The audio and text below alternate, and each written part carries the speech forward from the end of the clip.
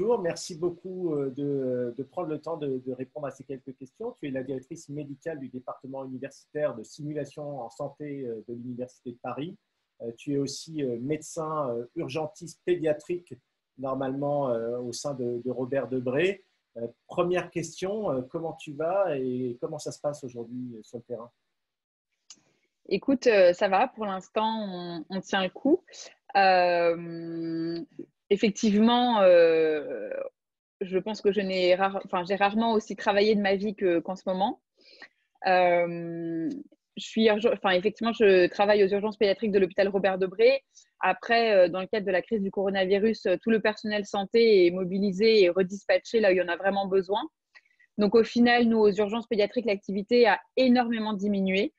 Ce qui nous fait aussi prendre conscience, enfin on le savait déjà, mais qu'il y a énormément de motifs de consultation qui ne sont pas des vrais motifs de consultation aux urgences. Par contre, le flux de patients qu'on voit arriver est beaucoup plus grave que d'habitude.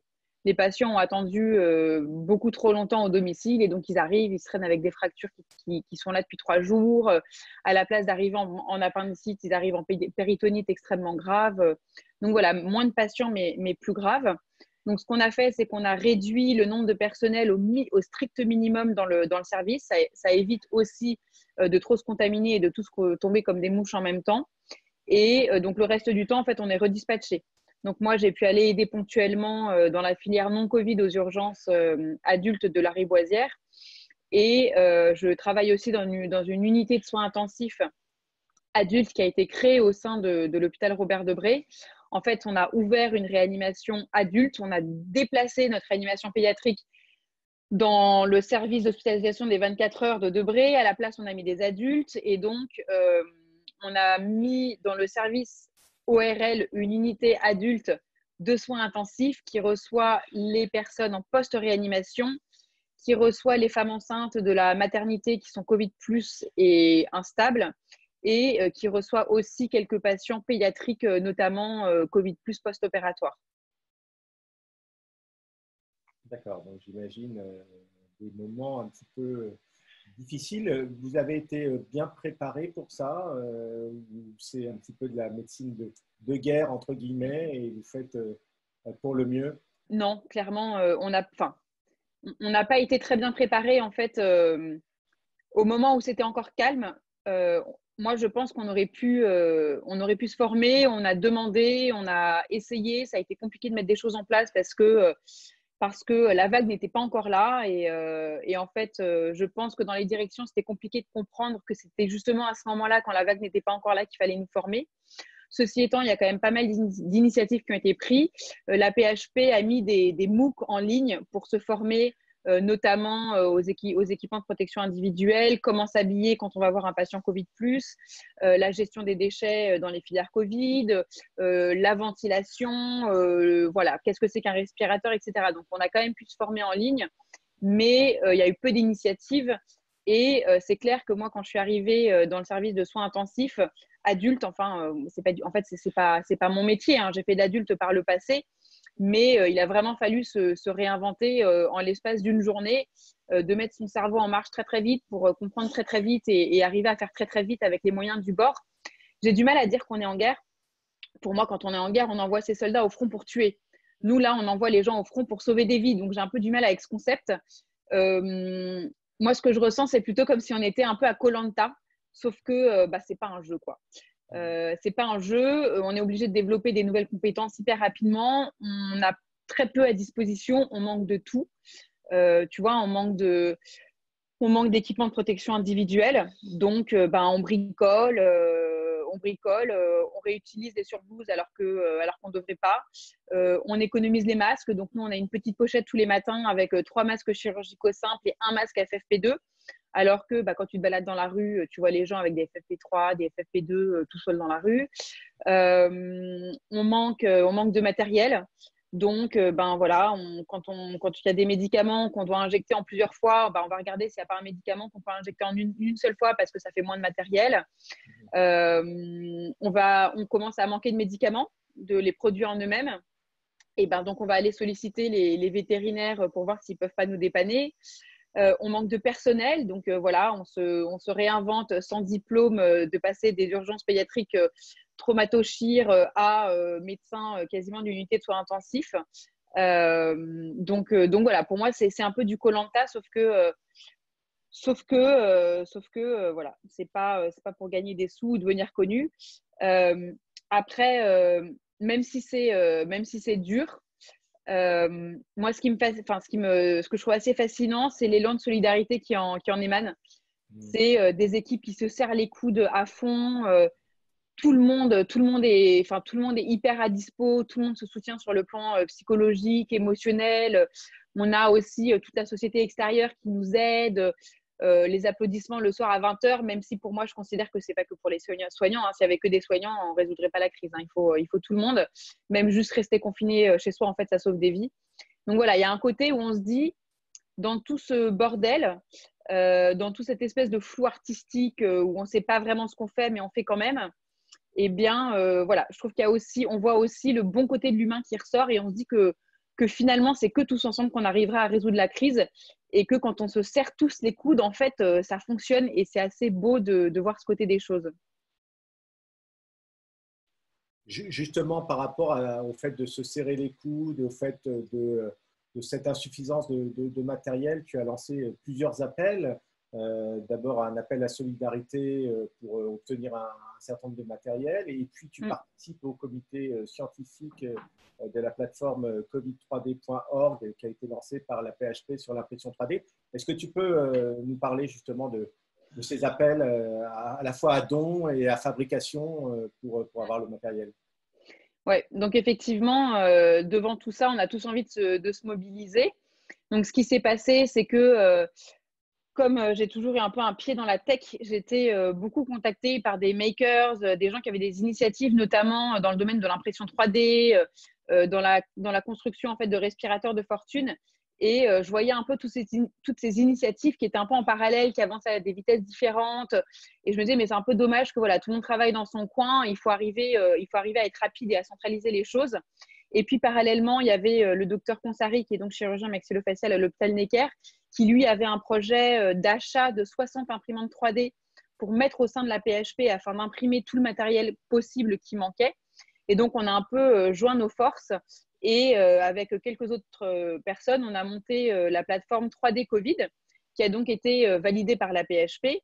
Donc, de son côté, le docteur Consari, tout a été validé. Les 60 imprimantes 3D sont arrivées à Port-Royal.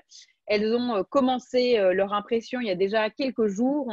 La PAP nous fournit des listes en fait, du matériel manquant qui peut être imprimé en 3D.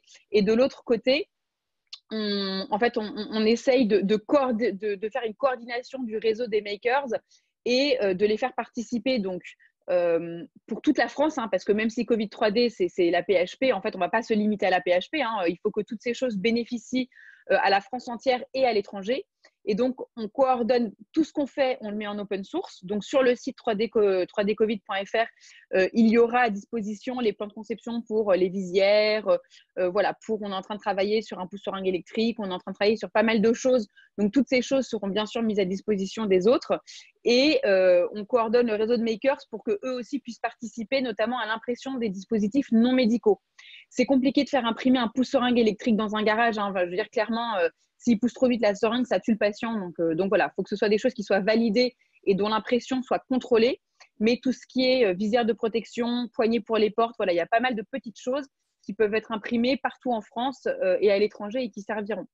Donc voilà, on est un petit groupe à coordonner ce projet, ça avance vite.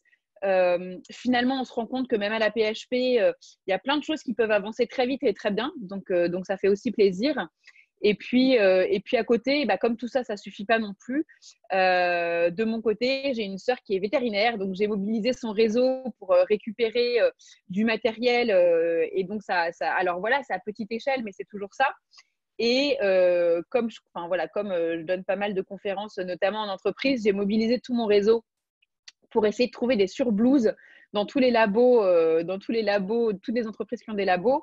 Et donc voilà, on a on a l'Université de Paris avec laquelle je travaille qui a donné des équipements.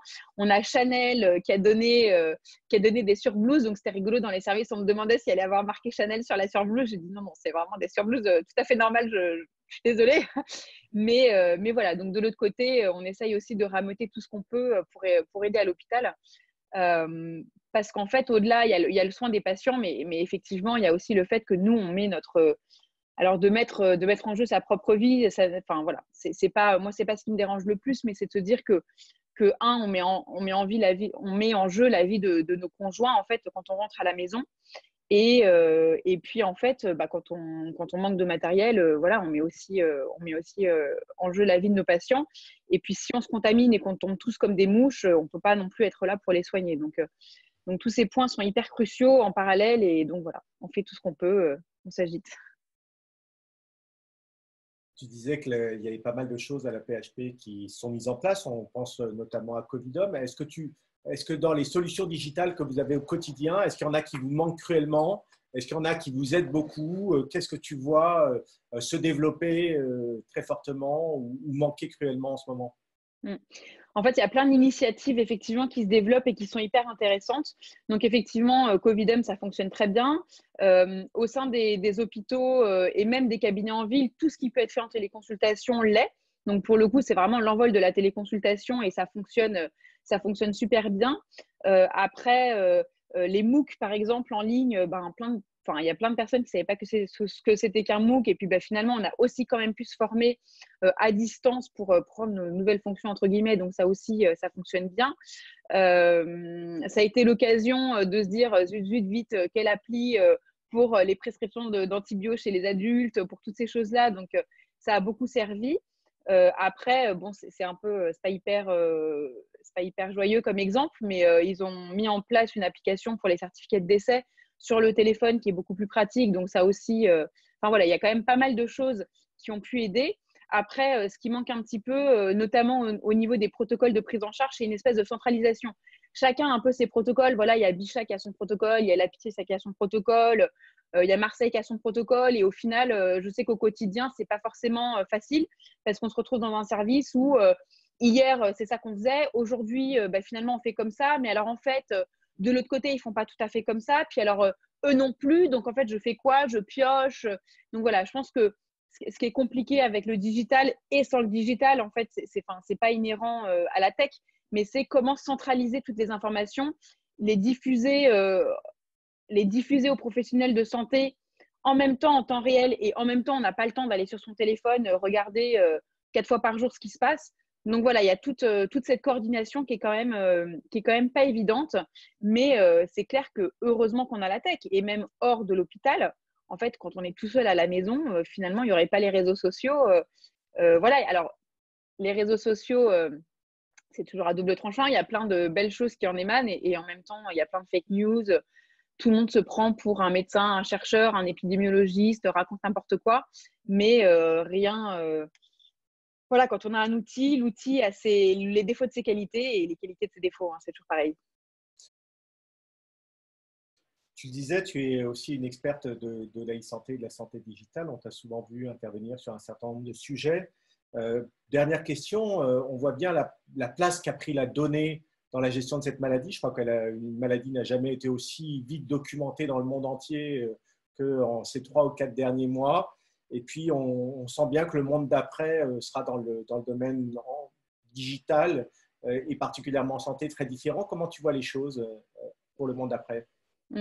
Effectivement, c'est là où la tech permet en fait d'analyser cette épidémie et il y a plein de choses qui en sortent pour le Covid, mais surtout pour après. Après, encore une fois, ça a aussi le défaut de ses qualités, c'est-à-dire que tout le monde parle des chiffres, mais l'interprétation des chiffres n'est pas si facile que ça. Quand on compare les pays entre eux, il y a plein de biais. On ne peut pas juste comparer des nombres de morts ou des nombres de cas diagnostiqués parce qu'il y a des pays qui vont beaucoup tester, d'autres qui vont peu tester leurs patients. Comment est-ce qu'on compare 2 pays qui n'ont absolument pas la même capacité de lit en réanimation qu'un autre? quand les politiques sont pas les mêmes. Enfin, voilà, tout d'un coup, on a beaucoup de chiffres qui arrivent, mais c'est pas pour ça que c'est plus facile d'interpréter les choses. Et là, on voit que finalement, la science de la data, c'est un vrai métier et c'est pas juste pondre des graphes, des histogrammes et des camemberts. Par contre, voilà, c'est très, très intéressant. On voit beaucoup de corrélations, notamment, je pense, à la prise d'anti-inflammatoires dans le coronavirus. Est-ce que c'est un facteur de gravité? Est-ce que non? Il y a des études, donc très vite, on peut faire des études sur ces données. A priori, non, mais je parle sous couvert. Voilà, c'est pas moi qui ai publié, donc on attendra les vraies publications. Mais voilà, on va arriver. Et puis en même temps, on va trouver d'autres corrélations qui peut-être n'ont aucun lien de causalité. Donc voilà, c'est super, mais il faut faire attention. C'est un super outil, mais il ne faut pas l'utiliser n'importe comment parce que ça peut être autant bénéfique que ça va être délétère. Donc encore une fois, c'est vraiment un domaine de spécialisation. Après, ça va être aussi très intéressant pendant le déconfinement. Comment est-ce que le déconfinement va se passer? Est-ce qu'on va tester tout le monde? Est-ce que ça va être anonyme? Est-ce qu'on va devoir porter un badge dans la rue qui dit bah, moi, voilà, je l'ai eu, je suis plus contaminant, ou alors moi, je ne l'ai pas eu? Il y a plein de questions aussi autour de la privacy qui sont en train d'émerger. Donc après, voilà, il y a beaucoup de choses à faire, il y a beaucoup de travail, mais si on utilise toutes ces choses correctement, ce sera pour le mieux et j'espère que c'est ce qui arrivera. Est-ce que tu penses que la télémédecine a vécu un changement fondamental et qu'on ne reviendra pas en arrière, que les usages sont là pour rester? Bien sûr. En fait, je pense qu'avant, comme tout nouvel outil, ça fait un peu peur. On a nos petites habitudes, que ce soit les personnes ou les soignants, hein. Donc, finalement, de passer, voilà, passer par la télémédecine, ça nous paraissait, ça paraissait à beaucoup d'entre nous difficile. Et puis là, quand on n'a pas le choix, on s'y met et on voit quand on s'y met, c'est comme quand on apprend à conduire, hein. Avant, on a l'impression qu'on n'y arrivera jamais. Et puis, une fois qu'on le fait, on voit que ça se passe bien. On comprend en quoi ça peut être utile. On comprend aussi ses limites et puis on s'adapte. Donc voilà, s'il y a eu un bénéfice, effectivement, je pense que c'est le développement de la télémédecine. On a dû s'y adapter très vite. On voit que ça marche. À ce moment-là, il faut continuer, hein, ça c'est sûr. Donc pour le coup, oui, de toute façon, le mal ne vient jamais seul. C'est pas possible, même si parfois c'est très dur à entendre. Le mal arrive, mais il y a aussi de belles choses qui en émanent et j'espère que la télémédecine restera en France. Cécile, merci beaucoup de ton temps. Je te libère pour que tu retournes sur le front. En tout cas, merci à toi, merci à tous tes confrères, à toutes Merci à les toi. équipes, transmets-leur. Voilà, on pense fort à vous et on attend pour être libérés enfin de notre confinement. Et bon courage à toi et à très bientôt dans la vraie vie. Merci. Et puis en attendant, on reste bien confinés, hein.